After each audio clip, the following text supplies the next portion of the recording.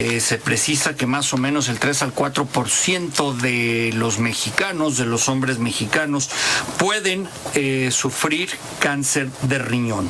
40% de los tumores renales se diagnostican por casualidad, con una ecografía abdominal y normalmente cuando ya está avanzado. ¿Pero por qué cuando ya está avanzado? ¿Dónde se esconde el cáncer de riñón? En esos dos pequeños aparatitos del tamaño de un puño que tenemos al lado de o en cada lado de nuestra espalda o de nuestro atrás, en la parte trasera de nuestro abdomen.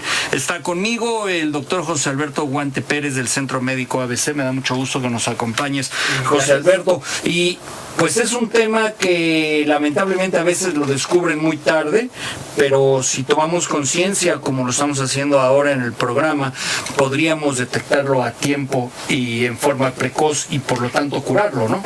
Así es, gracias por la invitación, buenas noches a todos.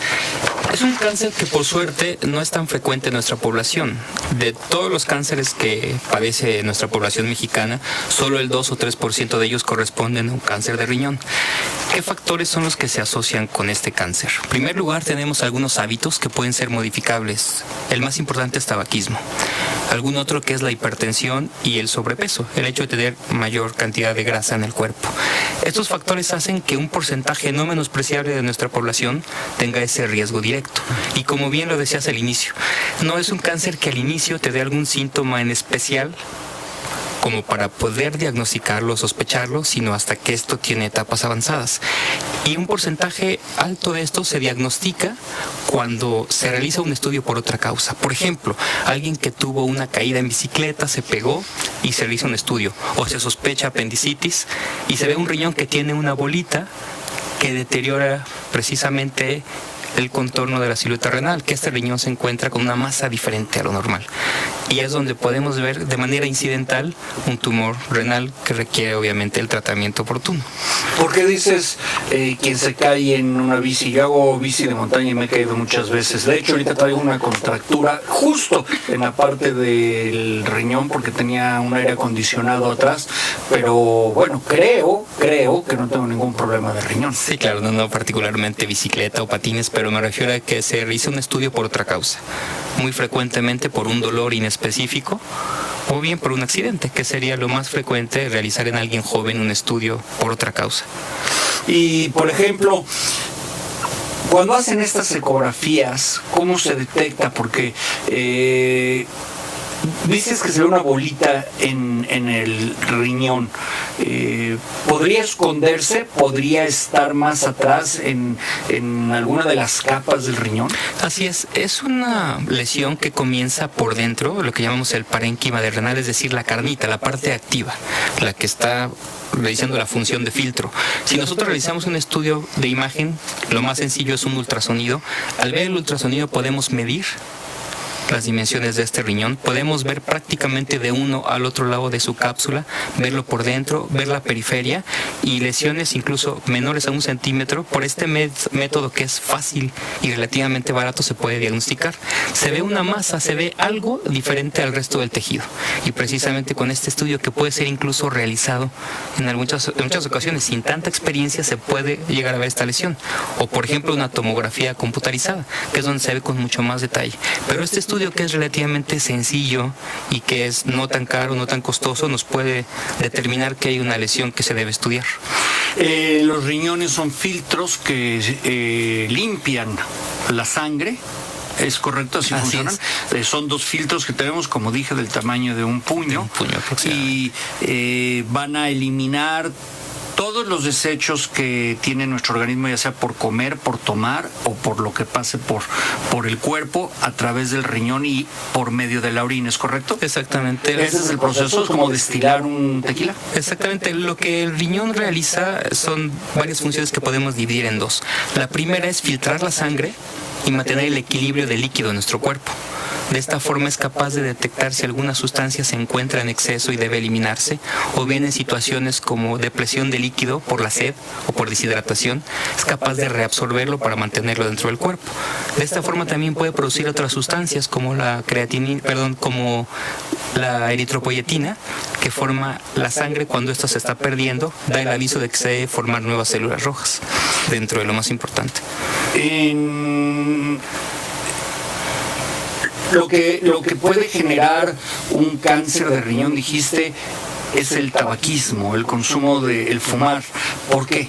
Si estás fumando por los pulmones. Claro, ese es un punto bastante interesante. Cuando nosotros escuchamos la palabra tabaco, pensamos que al inhalar esta sustancia el daño se queda en los pulmones y los bronquios, y no es así de sencillo.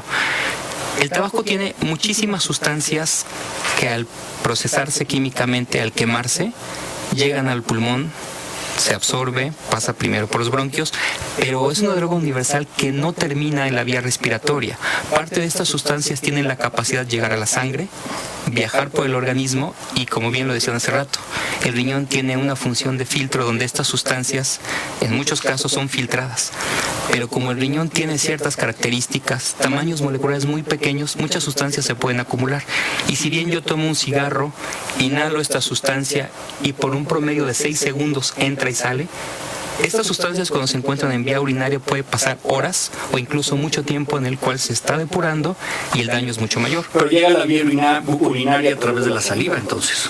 Puede llegar por la sangre, más bien. Se inhala, en el pulmón se procesa. El intercambio que tienen nuestros capilares con los alvéolos, es decir, aire con sangre, se filtran estas sustancias y al llegar a la sangre viajan, se pueden eliminar principalmente por riñón y es el lugar donde al ser eliminado provocan el daño. ¿Qué pasa, por ejemplo, con el constante consumo de medicamentos? No hablemos de sustancias tóxicas, medicamentos. Sí, hay un grupo de medicamentos especialmente que son altísimamente utilizados por la población, que son los que conocemos como antiinflamatorios no esteroideos. Son medicamentos para el dolor, para un dolor de cabeza, y algunos de estos, si nosotros los tomamos en exceso, puede ser un factor para otro tipo de cáncer de riñón que no es exactamente el riñón propio, sino la vía urotelial, entre otros factores, por supuesto. ¿Qué pasa si tomas relajantes musculares constantemente? Como dices que todo, o sea, ¿cuáles son esos, mejor planteada la pregunta, cuáles son esos relajantes musculares que tomas constantemente y que te van a generar, que te pueden generar cáncer de pulmón? ¿Cuáles son los activos?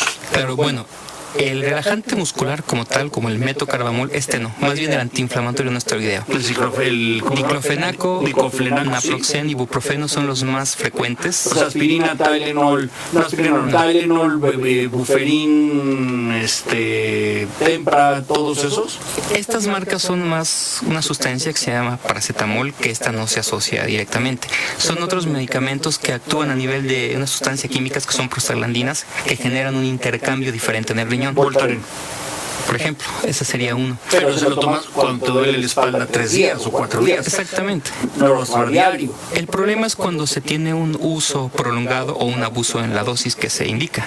Por ejemplo, la gente que padece de artritis reumatoide, quienes tienen un dolor crónico de espalda, un dolor posoperatorio que a veces sin querer incrementa la dosis, pero más que nada, más que la dosis es el tiempo prolongado. Hay gente que tiene años tomando estos medicamentos por un dolor de cabeza, que gran parte de nuestra población lo puede padecer. ¿Qué hay de los ansiolíticos o de los antiácidos?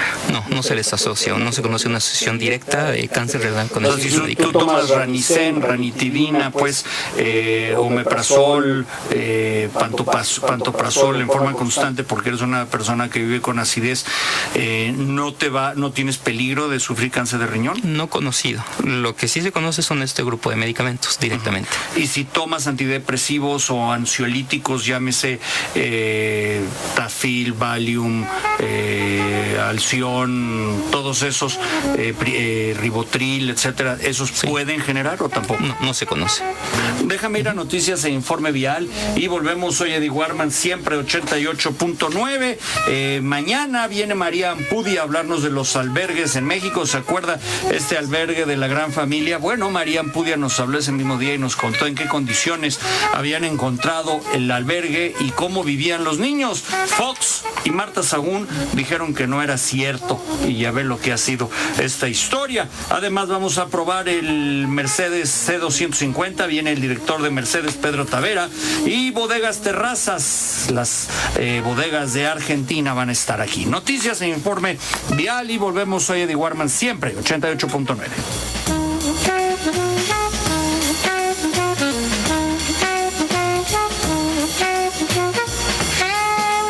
Bueno, continúo platicando sobre el tema del riñón, el cáncer de riñón, con el doctor José Alberto Guante Pérez del Centro Médico ABC. Entonces, si encontramos con que los relajantes musculares podrían ser causantes de cáncer de riñón, más sin embargo ansiolíticos o algunos analgésicos o antiácidos no lo son,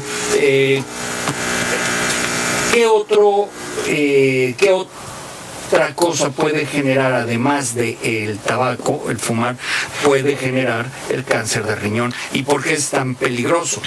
Bueno, aclarar nada más que no es el relajante muscular, sino el antiinflamatorio.